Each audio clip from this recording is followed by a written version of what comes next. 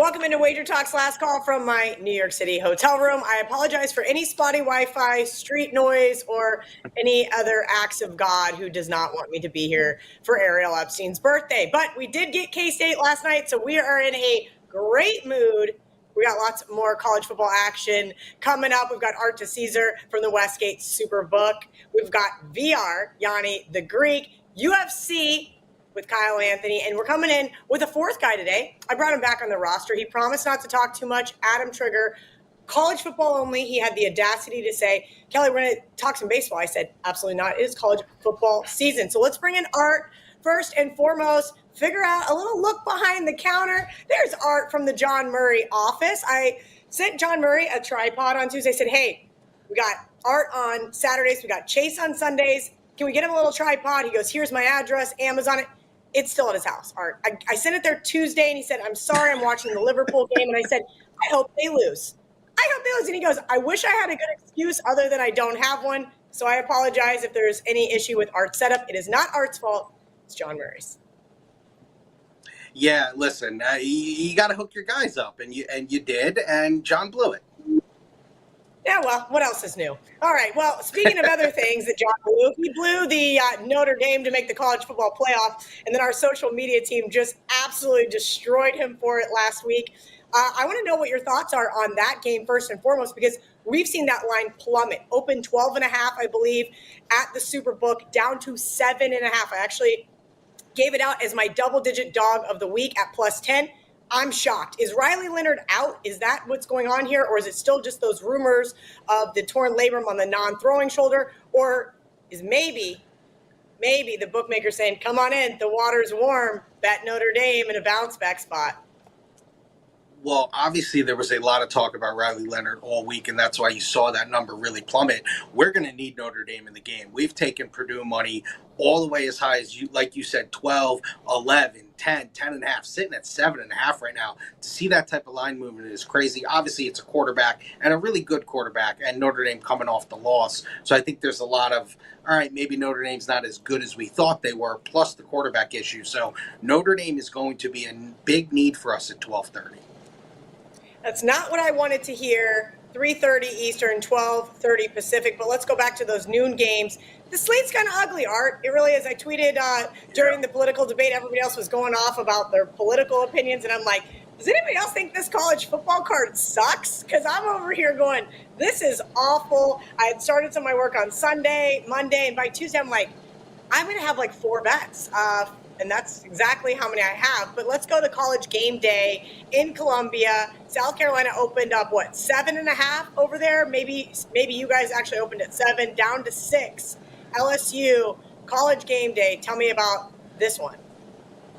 I'm with you, Kelly. I heard you say it. I think you might have even said it on the John and Kelly show. It's a bad week, man. The games are bad, and, it is what it is, especially as far as good matchups. All the good games were yesterday. But when you look at that game, it's funny. We opened LSU -7. We're now at 6. And we took some good sharp money on South Carolina at 7. But we had a really big house player who comes in and bets really big stuff on LSU. He took 7. That's a bad job out of him because he can get 6 now. So we're actually going to need South Carolina in the game because of that early week bet on LSU.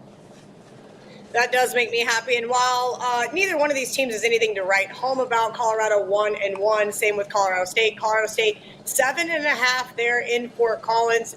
In-state rivalry again. Maybe a couple years ago, nobody would have cared about this game. Coach Prime comes into Boulder, and all of a sudden, they're not necessarily winning games, just getting a lot more eyeballs as far as the press goes. So this game's become a little bit bigger. Are you guys getting still tons of handle on Colorado?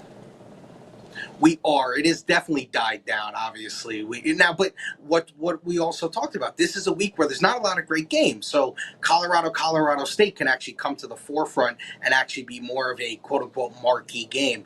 We took sharp money on Colorado -7, have only moved a half a point. But right now, Colorado State will be a need for us. Nothing big, though.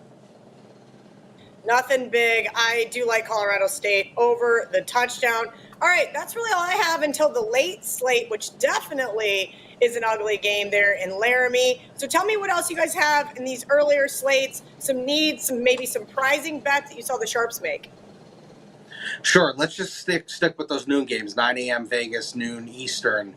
We're going to need NC State. A lot of Louisiana Tech money's come in. Sharp money at 22, sharp money at 21. It's now NC State laying 20. They have not looked good early in the season, despite the transfer of Grayson McCall. So you saw the Louisiana Tech money. Probably the best game of the day because it's two ranked teams. You got BC, who's now ranked, going to Missouri. Bill O'Brien's done a great job. And it's been nothing but BC money.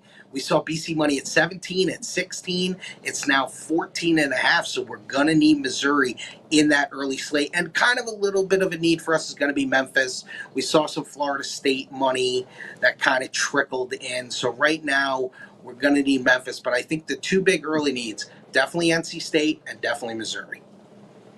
Yeah, that Missouri-BC game was weird. I always like to look for outright underdog winners, double digits. BC is interesting. I'm really seeing what Bill O'Brien's capable of back in the college realm. Mizzou, I owe Eli Drinkowitz an apology, but we'll see how that one plays out. All right, Greg wants to know, what is considered a big bet by a house player? So, Art, let's even back that up once more, because John talks about it on our show. You talk about it on WagerTalk today. Chase talks about it on Sundays with NFL.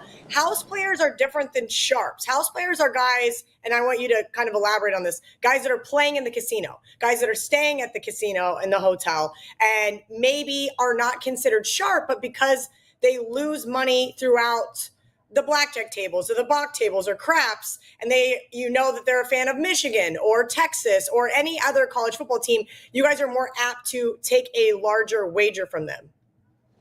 That's a perfect explanation. It is a player who is a good player in the casino, whether that's slot machines, craps, whatever it may be, but they like to come into the sports book and dabble as well. They like to throw a bet in on Saturday or Sunday, even bet baseball, whatever the case may be. We actually have a really good house player who's a baseball bettor. So it's one of those things where they can come in and, depending on what's going on, that could be a $30,000, $40,000, $50,000 bet, which was something like the LSU bet was early in the week. And this is a bet that comes in, that guy bets LSU on Tuesday or Wednesday. He lays the 7. And like I said, he's sitting there now and it's 6, and he could have laid the 6. He's never going to come back and bet it again. He just makes his bet and he moves on. Yeah, less adverse to price shopping as well. Ray wants to know about Michigan. They are 22-point favorites over Arkansas State. We all watched Michigan last week. That was my big fat loser of a Saturday game outside of some nice other outright winners. But boy, does Michigan look flat. How do they get up after losing that game to Texas in that fashion and cover against a kind of a scrappy Arkansas State Red Wolves team? Yeah, and you saw Arkansas State money come in, 23 and a half, 23. Like you said, it's now 22. It's really hard to think Michigan at this point can cover by margin. You're asking them to win by over 3 touchdowns when this is a team that just wants to run the ball and play defense. I guess if they shut Arkansas State out, they're probably in the realm of doing that. But this is a totally different Michigan team than what we saw at the end of the Harbaugh run, because they were a little bit more inventive on offense. They don't seem to have any invention on the offensive side of the ball. All right, guys, we got Art here for a few more minutes. If you have a question for Art, VR, Adam, Trigger, or Kyle Anthony in regards to UFC 306. Actually, Art, we're going to go in here. Sean Alvarez wants to know if you have any college football survivor picks you are sweating today. I took big chalk, all of it, all the big chalk. I lost last week. I had one on SMU. The week before, I had one on Troy. Then I had some easy ones with Rutgers. This is going to be interesting, Art, because who do you think the biggest – so what we did, John Murray and I did a college football survivor. So all they have to do is win. What do you think the biggest favorite is that's going to lose outright this year? Because Notre Dame just slaughtered some of the people last week, losing to NIU. Who do you think is a team that you wouldn't be surprised to see this week, and maybe you should not be playing in the Kelly and Murray Survivor? It's interesting. I think there's a couple to note, and they're big favorites. Oregon, because it's a rivalry game. I still like Oregon in the game, but maybe Oregon was a little overrated. They got so much hype early in the year. Dylan Gabriel's going to win the Heisman. They're one of the 4 or 5 teams to win the national championship. They have not been great. Now, that line's totally moved. It was 14. It's now 18. But that's a rivalry game. You got to remember, that's the Civil War. Not at the end of the year, but it is the Civil War. Oklahoma's interesting. The Sharps took Tulane plus 13, and maybe Oklahoma's looking ahead to Tennessee. Who knows? Oklahoma could be apt for an upset. And another rival. And I love the Utah team, but the quarterback's doubtful, not going to play Cam Rising, and that's a rivalry game. They are 18-point favorites now against Utah State when they were 21-point favorites. Even though Cam Rising's in his 15th year, he's never healthy. You got to kind of look at those rivalry games or maybe a look-ahead spot. Yeah, he and Alan Bowman are about the same age as me. Oh, the Georgia or the Texas game. So UTSA, look, I wanted to back UTSA 35. I made this game 31 back in June. But I've been dead wrong on Texas for 2 weeks in a row. Art, I don't want to step in front of them. And then, obviously, we've got Kentucky taking on Georgia. That Kentucky O-line got just demolished by South Carolina last week. How do they respond? 2 big spreads here.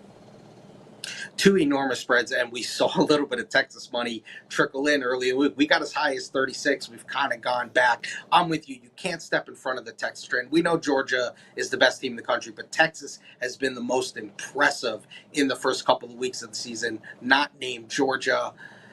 And I don't know. Georgia owns Kentucky. They just always beat them. It doesn't matter. The public's going to be on Georgia.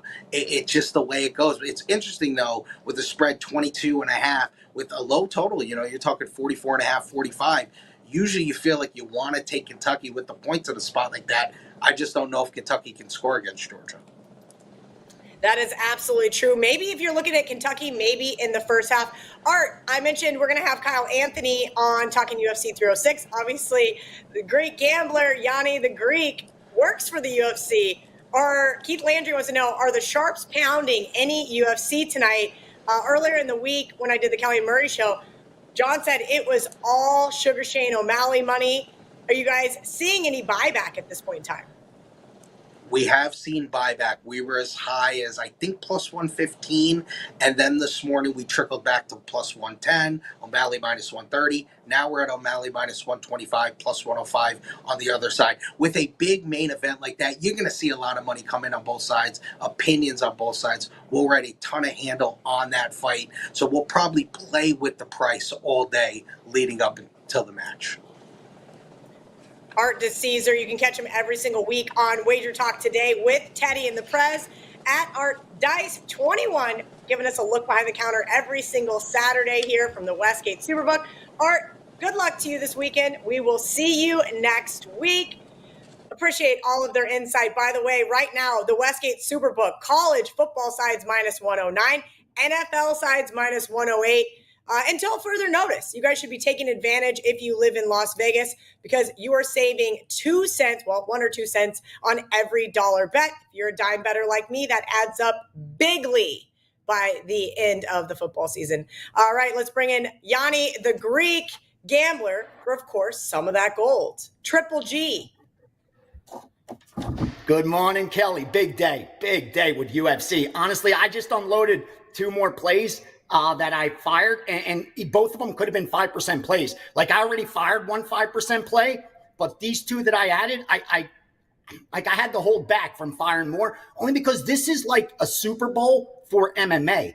And you know how the Super Bowl, Kel, there's such an influx of recreational bettors that you just find some value on props and stuff that you just don't see every Sunday. And it's like that because the Sphere is bringing in so many recreational MMA bettors and people that don't even bet MMA every week, but they're going to a pay-per-view party or they want to watch it because of, being at the Sphere, and people want action on it. And I've seen so many inefficient lines leading up to it. That's why I held back. Like, we taped the show a week before, and I even said on the show, wait till next week. These lines will move in our favor, and that's exactly what's happening. So fade Sugar Shane. I always say Sugar Shane Mosley, I think of, but Sugar Sean. Fade him. Marab all day. Fade O'Malley. I did do that last night. I saw good girl. Our good friend Trent likes O'Malley, so I went ahead and plugged that in. Usually a good sign, especially when he opened up as a dog. Let's get into some college football gold. Every single week, you give us college football gold on the college football edition of Bet On It. So if you guys have missed that, go over to the WagerTalk YouTube channel and check it out as well. VR, I'm just going to let you run like I do every single Saturday. Give us some of that gold.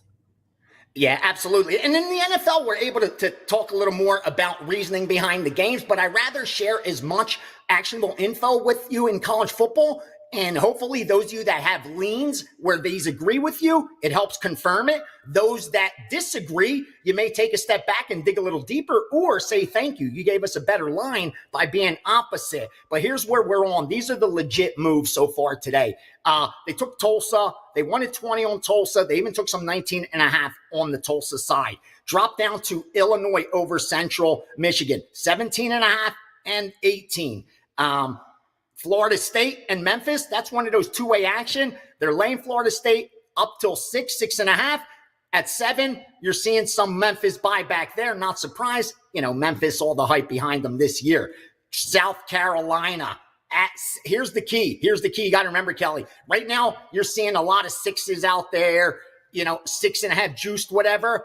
If you could buy it up to +7, if you agree with the South Carolina side, and you could buy it up to +7 at -134 or less, it's worth taking it up even a whole point. Because I went through it, I did all the math, because I could have took +6 at -109 or +7 at -134. And it just was a better bet at +7 with South Carolina. Missouri -16, -16.5. Another double-digit spread. Oregon. Laying Oregon at 14, jumped up to 14 and started betting it off screen. 17 is one of those numbers that sometimes you should buy the half a point, depending on the total, obviously. But there are times where, you're getting the best of it by laying that, and for them to then hold off to be able to get that 16 instead of going to 17 by going off screen tells you Oregon's a very strong position. Go down to Tulane, +2 touchdowns, also went under 51 all the way down to 49.5 in that game. 2 more totals early under Washington State, Washington at 55, and under Ball State, Miami, 55.5 and 55. Ball State, Miami is one of those that are opposite public, because that's one of those totals I didn't think would get a lot of public attention. But looking at the back end of a couple books that I have access to with friends, I see so much over on that from recreational accounts. So it looks like free money to a lot of public bettors, but the sharps like that under in Ball State. And then real quickly, we'll go to Arkansas UAB. Here's why I want to bring this up, because I talked about UAB yesterday on WagerTalk today. And this is one of those situations where you see a lot happening where a team gets bet up, and then the other side, they come in harder on the other side. UAB was one of those. But if I had to, as of this morning, circle the position, I'd say Arkansas -21 would be the stamp of the sharp side, what they need. Drop down to Middle Tennessee State, +8.5, +7.5, stopped when it got to a touchdown. Central Florida, plus the points and money line over TCU. Another situation where early on in the week, sprinkled the little small bets on Kentucky at 25, then came over the top with Georgia, 4X, 5X, 6X, what that Kentucky bet was. So it could be a case of early manipulation or just information coming in as the week progresses to change opinions. But Georgia was one of those where you saw early Kentucky money, but 4, 5, 6X that on the Georgia side. Rice, I gave you earlier in the week. And finally, at the bottom, New Mexico State, about 3 touchdowns over Fresno. That's pretty much it. Also, Kelly, I know you like the Wyoming side. I saw a little bit of BYU money on that. But I think you're on the right side there. I was leaning Wyoming as well. But that's pretty much it for Saturday as far as legit moves. A lot of steam and action, but they're betting both sides of a lot of these games.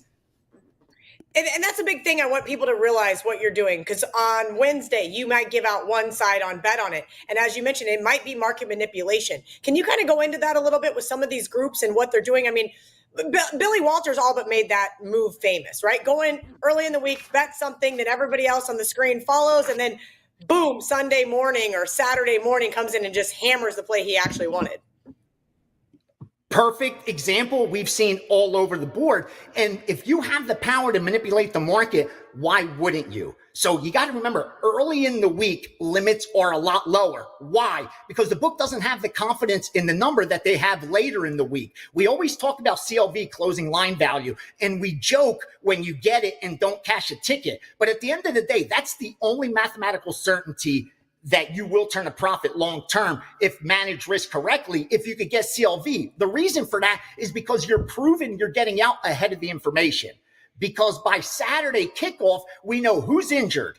We know who's the starting quarterback, whether the one guy or the number two guy's playing. We know what the coach talked about all week. We know the weather. All the information has been factored into the betting line, at least as much of it as possible by Saturday. But earlier in the week, that's not the case. So limits are a lot lower. Books may only take a nickel where they'll take 5 dimes 3, 4, 5 days later. So with those nickel limits, you could get a total at over 46, moving up to 48, 49. And don't forget, there's a lot of steam piggybackers, guys that look at the screen, follow the screen. When they see the sharp books move, they piggyback those moves. So they push it even higher for these betting syndicates.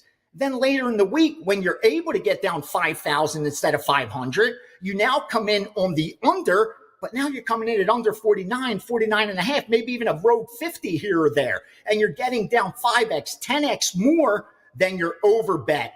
And again, if you're able to do that, why wouldn't you? And it happens all the time. And Oregon was the best example where not only did I get a message to lay the 14, but then bet only the 16 off screen. Do not let the screen get to 17.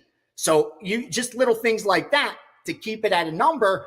And like Kelly was touching on, the manipulation, which happens more in college sports than it does in pro sports, because it's a lot harder to move and manipulate an NFL line than it is a college line where the limits are a lot lower. In the NFL, the limits are so high and the lines are so tight, it's a lot harder to do that, especially on sides. Speaking of NFL, VR is going to be with us on Sunday, each and every Sunday, giving us out that NFL gold as well. We're going to get to your college football questions with Adam Trigger at the end. I got to let VR go because I know he's got a lot more bets to put in before kickoff here in about 36 minutes. VR, we will see you tomorrow at Greek. Do damage. Can't wait. Got gold for you tomorrow, Kel.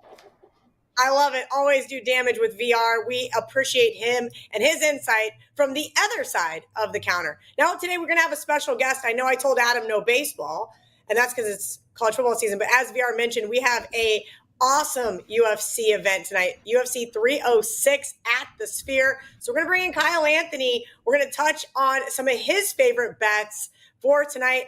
Like VR mentioned, Kyle, there is a ton of value here because the recreational bettors are getting involved where maybe in a random UFC fight night or a smaller event, they don't care. But this one is going to be absolutely epic. Yeah, this one definitely has been moving around a lot of interesting line movements. Some of even the plays that we have for clients, we're jumping ahead of a lot of this. So it's been some great spots. And like you said, that maybe the college football slate is not as enticing. I think this UFC slate will fit the bill here. That is very true, especially tonight. There's some early games that everybody's very interested in. Cannot wait. I'm going to be at a bar for Ariel Epstein's birthday, and I better hope they have this pay-per-view event on. Otherwise, we're going somewhere else. I did bet against O'Malley. Tell me whether you agree with that or not. I disagree with that a lot. My problem here is that, listen, and to the point of what VR was just saying, that, you have Merab, who not long ago was a minus 175 about maybe a week ago, 2 weeks ago, whatever it was. And really the big line movement, I think, was this overreaction from the market, really looking at there was an injury from Merab that he suffered. It was definitely he needed stitches, all these things. But it looks like it's healing. But once that was made public, it really went to almost a pick 'em price. Now you're even seeing plus money. You are seeing a buyback now this morning. It's back to almost a pick 'em on most books here. But, I think that was a big issue where, it was kind of pricing me out, but where everyone's kind of forgetting that why this was lined at minus 175. Styles make fights. And for me, this is a nightmare matchup for Sean O'Malley, who wants space, who wants to work his striking, who wants distance. And that is the complete opposite of what Merab does. He will continue to push forward. He will dive at legs for the 25 minutes. And I just don't even think that O'Malley really has the ability to kind of just keep distance and keep space for 25 minutes. He was taken down by Peter Yan 6 times in 3 rounds, while Merab fought Peter Yan and took Peter Yan down 11 times. So I just think that this is really set up well for Merab, and it's kind of why I think that Sean O'Malley didn't want to fight him when he was the deserving person that should have fought Sean, and then he fought Marlon Vera. So I think this is a great setup for Merab. Oh boy, let's see how this goes. I hate to be against you because every time I'm against Kyle, it does not work out well for me. I will full on admit that. Kyle, real quick, while we're waiting, some questions regarding UFC 306 for you. Tell us what you've got up for this fight at WagerTalk.com. All right, so this weekend, I've got a 5% best bet play up, max bet. We're 10-0 on those. Right now, we've got out of the 28 UFC events, we've cashed 23 of those. Up over 90 units on the year, ROI over 30%. I mean, pretty much. And once again today, about 4, depending where you're getting it, about 4 of my 5 plays are at plus money. So we're consistently hitting those, consistently, beating the line movement, CLV, all those great things you want to hear. So it's been a great year. Check it out. Got 5 plays up right now for tonight. I love those CLV trophies. I have 3 of them in pocket for college football Saturday. What could go wrong? But, like we like to say at Wager Talk, it does matter. Just like price shopping matters, the CLV does matter long term. So Kyle's going out there early and often, making sure you guys beat the market. Kyle, is there another specific fight you want to break down? I don't see any questions in the chat. If there is one, ask him, because I'm kicking Kyle out of here in a few minutes. We got 32 minutes until college football kicks off. All right, so one that I will give out here, talked about on a couple different shows, was Irene Aldana versus Norma Dumont. And this is right now a pick'em price. And I really think that the reason that this is at a pick'em price is pretty much just because of the 4-fight win streak of Norma Dumont. But it is very, very much not that impressive at all. Out of her 4-fight winning streak, she beat someone who is 1-1, beat Carol Rosa, who's okay, but only landed 35 strikes. Chandler, not very good. And even Jermaine Durandamy, her most recent fight was a woman that hadn't fought in 4 years and was 40 years old. While on the other side, Irene Aldana, yes, she's aging, far better when it comes to striking. When it comes to just output, volume, all of those things, the only people she's pretty much lost to since 2018 are all former champions. Amanda Nunes, Holly Holm, Raquel Pennington, a current champion. I don't put Norma Dumont there. I think that this line is definitely off just because of the recency of the victories of Norma Dumont. So I do like Aldana here. I think that this price is pretty solid for her. All right, guys. Thoughts on Valentina? Kyle, Isaiah wants to know. This one here, I got to say, at first when I looked at it, I thought I would be leaning, Valentina in this spot just because of, her pedigree, where she, out of her last 12 fights, 11 were title fights. I mean, she has definitely fought the who's who. My issue is she's on the wrong side of 35. She's 36 years old. You've got Grasso now entering her prime. 31, looks great, now trains or has been training with Diego Lopez, who I'm very high on overall. And I just think that this is a great stage for her. And you saw over the last few fights that when she moves forward and she just throws, which Grasso does, it really smothers the kicker. And that's one thing that she knows she has to do. She can't let Valentina at distance, can't have her working her kickboxing. If you get in tight, keep the kicker on the back foot. It's a lot harder for them to throw those kicks, but also you're forcing them in boxing range. And that's really what I think Grasso is going to do here. You've seen money kind of come in on her and giving her to be the favorite here. I think I agree with that line movement here. Really good spot for her. The last fight probably was Valentina, but now we're just talking more time has passed. I think that Grasso looked fantastic when you're talking about the weigh-ins. She looked like she put on some muscle as well, too. So I think that she gets the job done here, and I think she's the next big rising star in the division.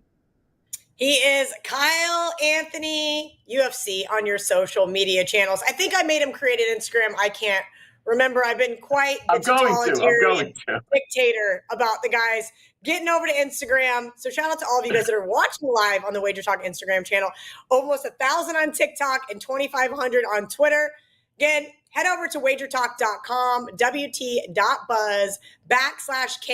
and you can get all of Kyle's UFC picks for tonight. Thank you to Kyle. We got 29 minutes to kick off, which means I'm going to give Adam Trigger 19 minutes. You guys better ask questions. Otherwise, I'm leaving. I'm going to brunch in New York City because I want to be at a bar eating a steak and eggs by kickoff. Adam Trigger, WagerTalk.com. He has a 5% pay up right now for today's college football slate. How I don't know, Adam, because this is the ugliest slate we've seen in like 2 years.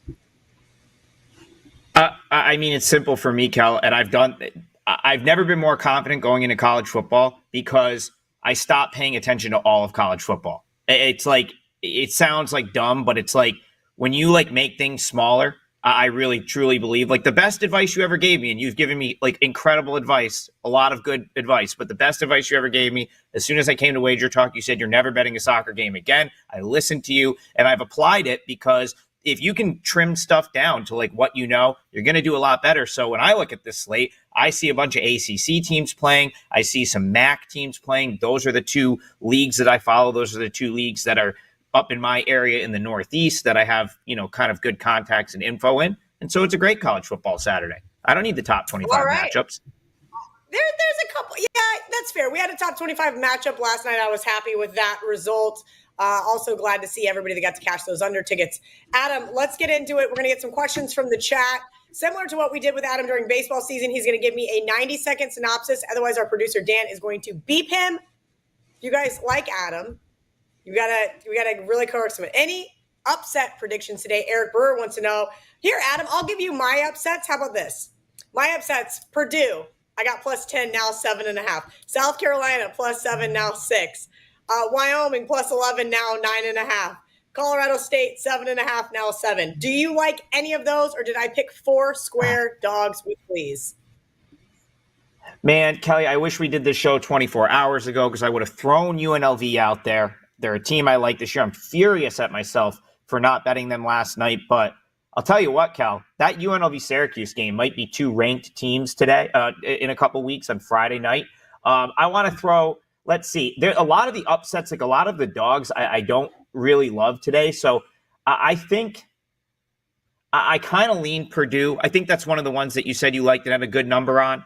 I guess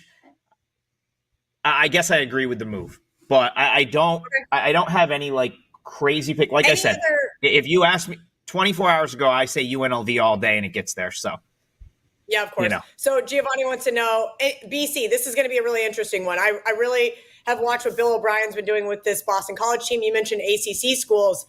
I'm not sure Mike Norvell's getting fired, but this has been a really interesting one. We talked to Art DiCesare. He didn't have much to report on this game other than they were probably going to need Missouri because they saw a lot of BC money early. BC upsets Florida State off that Georgia Tech loss. Is BC back? What is the sentiment there in the ACC? And then Eli Drinkowitz, you and I went to Columbia for a basketball game, and I thought, hey, you know what? Dennis Allen's doing a better job than Eli. I might have been wrong. Listen, Kel, I'm a horrible salesman. Missouri is one of my plays today, but go buy the 5% play, and it'll satisfy all requirements for me today. I didn't even put a brick up for this game because I bet this earlier in the week. This is a great example where, Gianni came on and he said that, Missouri got some money at 16.5. Art came on and said it's down to 14.5 because of all the BC money.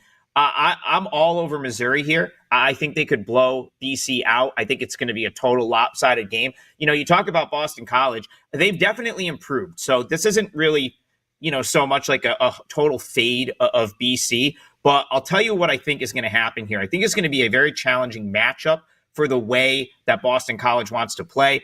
They like to run the ball. Castellanos is better when he can run the ball. And this Missouri run defense is not going to allow them to do that. I think they're going to turn BC into a team that has to take some shots downfield. And that's not the recipe for success, in my opinion, for this Boston College team. Now you factor in the fact that they're going to go from playing, the big win over Florida State. Now they have to kind of go out to Missouri. They've got Michigan State coming to town next week, which is kind of a big deal, right? I think that's like an 8 p.m. primetime game. It just doesn't feel like the best spot for BC. Our buddy Dan Lifshatz quoted some tweets from, or not a tweet, but some comments from O'Brien earlier this week where he really kind of alluded to this being like a huge challenge. If you read between the lines, I think he was kind of saying we might be in a little trouble here with this matchup. But I could see Missouri kind of running it up. They haven't given up a point yet this year, Kelly. Not a single point. I do think they give up a little bit today, but I think they're going to score a lot more. It feels like one where they might pull away by like 3 scores. All right, Adam over here giving out free client plays. He has a 5% play up on WagerTalk.com. B Daddy wants to know Washington -4 versus Washington State. Any thoughts on the line? The Apple Cup. It feels so weird that it's being played week 3. Trig, Civil War and Apple Cup. I always have to give a nod to both dogs. I put both on my list. I didn't get to the window with either.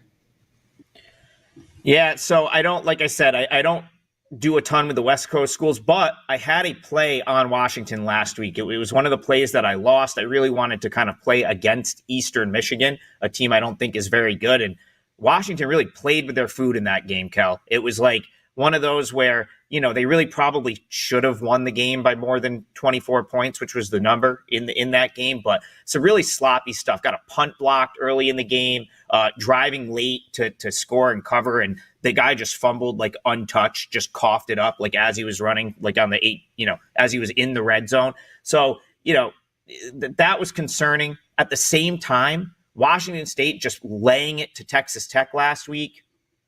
A lot of that to me was like some Texas Tech deficiencies more than I think it was like Washington State being that much better. I agree with like how this was bet. So I think this opened like something like 8, got bet down based on some potential injuries for Washington. And now it started to creep back up. I agree with the money that came in around 4 or 5. I wanted it to go lower. There was a point in time this week, Kel, where I thought about laying like the 4 with Washington. At the current number, I don't know if I would, but I'm not sold on Washington State. I still think Washington's probably better than what they showed last week. So I like the Huskies.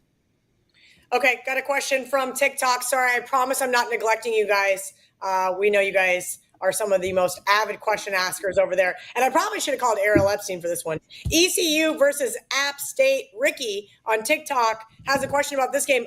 Trig, full disclosure, didn't even know they were playing today. I do not get that far down in the game of 5. You mentioned part of handicapping and what we do is lean into our strengths, right? So for me, it's SEC, it's Big 12, it's Big 10. And ACC starting to get up there with my proximity of being in Florida these days. But man, I have just not looked at the AAC hardly at all. I barely looked at the Fun Belt. And it's kind of just gotten to the point now where I don't even remember Conference USA exists. I know. Well, it changes all the time. So how do you even remember the teams in there? I have zero personal opinion on this game. I do know some respected people that I know like the over. I'll leave it at that. Okay. Respected money on the over. All right, San Jose State. See, this is what I mean. I love you guys. Chevy Bra wants to know San Jose State versus Kennesaw State. San Jose State. Didn't they just get throttled last week by a former Pac-12 team? No, I think last week, didn't San Jose State last week win? Yes. I think San Jose State beat a Air Force team that was quite depleted last week, if I remember correctly. You are correct. Yeah.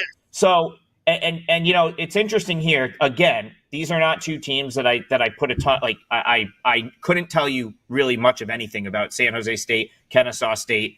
They're just not like teams that are on my radar. But I do know that last week there was some, Kennesaw State got a little bit of a nibble, like sharp nibble, and they got blown out. San Jose State just like went in and beat Air Force outright as an underdog. But if you remember, Kelly, that was a game. Like that was a game that moved quite a bit. I think there was like a 4-point move to the number. I think it was Air Force having some guys out. So my gut tells me this number is inflated based on those two things happening. Do I want to put my money there? Probably not. But my gut tells me that this is an inflated number and that it would be Kennesaw State plus 17.5 if I was going to play this game. All right. Any more questions for Adam? Drop them in the chat. Yes. Hawaii, the Hawaii game. Let's look at the spread on this one. I have not looked at a Hawaii game. Sam Houston State is a 4-point home favorite to Hawaii. Sam Houston, I'll say this much, Trig, 2 weeks ago versus Rice. I had him on my long list, and as I just mentioned, I'm like, I haven't been looking at any Fun Belt, Conference USA, or AAC teams because you only have so many hours of the day. But this Sam Houston team ends up winning at Rice. Last week, they went into UCF. I believe they covered. I need to double check that. They did not cover. They got blown out 45-14. Now they're a 4-point favorite at home in Hawaii. There used to be like an old adage, Trig, about Hawaii coming to the mainland. Have we gotten past that? I mean, are we past that at this point?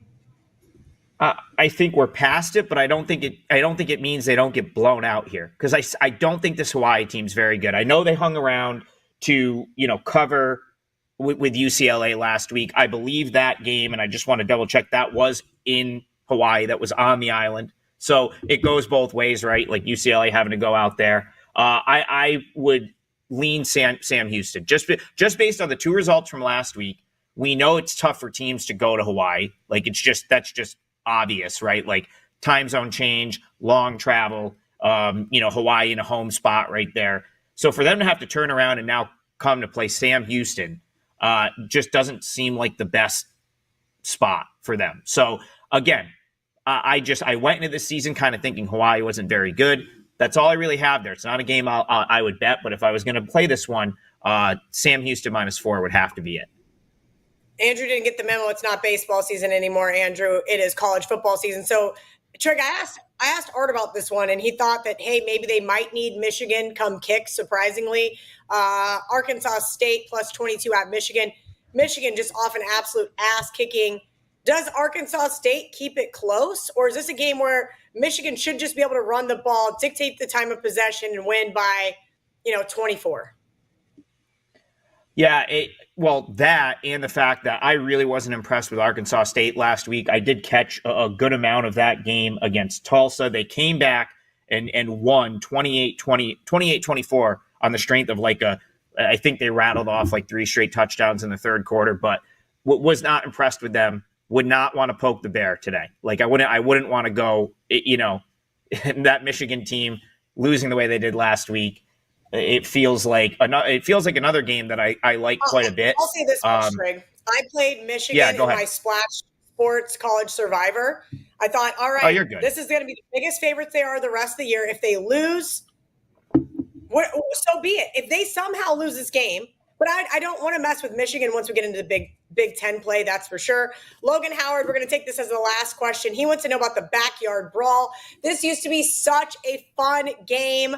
And now both teams are kind of on the downward spiral. Neil Brown's hot seat. We love Pat Narduzzi because he loves to kick field goals on the 1-yard line, which is why I don't like to back him as a favorite. Your thoughts on this one? Once again, Kel, terrible salesman. This is one of my plays, but go buy the 5% play. That's the only. I'm not going to give that out. Can't give that one out, but I will give you another bet that I made today. I am on Pitt in this game. Pitt's a team that is kind of, was on my radar a little bit coming into this season in the respect that I thought they would be better than they were last year, because they were just god-awful last season. And I really like what I saw out of them in the second half of that game against Cincinnati last week. I thought that it all came together for the offense. Holstein looked really good. They came back and won the game on the strength of a 15-0 fourth quarter on the road. So it was a really nice comeback win from them. I think it gives them confidence. I think it gives them momentum coming into this game against a West Virginia team that I don't think is very good. I don't think their defense is good at all. I think their secondary is a mess. I thought that they looked horrible in that Penn State game. And then they played my FCS Albany Great Danes last week, Kelly. And that game that final score was a little bit deceiving. 48-14 final there, but I believe Albany was 0 for 3 on third down. West Virginia, they didn't convert 3 fourth downs. West Virginia was 3 for 3 on fourth downs. They still gave up close to 400 yards to Albany, Cal. Can't be doing that, especially when you're going to turn around and go on a road against a team that's starting to figure it out offensively. So I really like Pitt here. I thought the wrong team was favored in this one. This is a rivalry game Pitt's hosting, right? Like these two teams, these two schools, 75 miles apart. It's a big rivalry, the backyard brawl. It's on Pitt's home field. I for the life of me, cannot understand why Pitt is an underdog in this game. So I took Pitt +2, and anything good down to a pick here. I really like Pitt in this spot. I think they get the win. All right, Adam gave out 2 client plays, Missouri and Pittsburgh. You can go get his 5% play, WT.buzz/AT. What is your new Twitter name? You changed it. I already forget. Adam Trigger. Yeah, it's much easier, Kel. As you said, it's no longer named after an average golf ball. It is now just Adam Trigger WT on all platforms. So follow me on TikTok. I'm doing videos there every day. It's the same on Twitter. It's the same on Instagram. Trying to post different stuff to each to keep you guys on your toes. So I love it. There is the bell. I'm sorry, Trig. I'm sorry. I had these earbuds in, and that was loud as hell. I'm sorry. I love it. Trig is over on TikTok giving out free baseball plays for everybody that had baseball questions for him in the chat. I'm sorry. I'm selfish. It's all college football today. We're going to be back tomorrow. Wager Talk's last call. We've got Chase Michelson from the Westgate. We had such a good time with the Prez last weekend. We invited him back for this Sunday. And of course, Gianni the Greek is going to be bringing us some of that gold. Again, thank you to all of you guys who smashed the like button, hit the subscribe, and jumped in the comment section today. Good luck, and we'll see you tomorrow.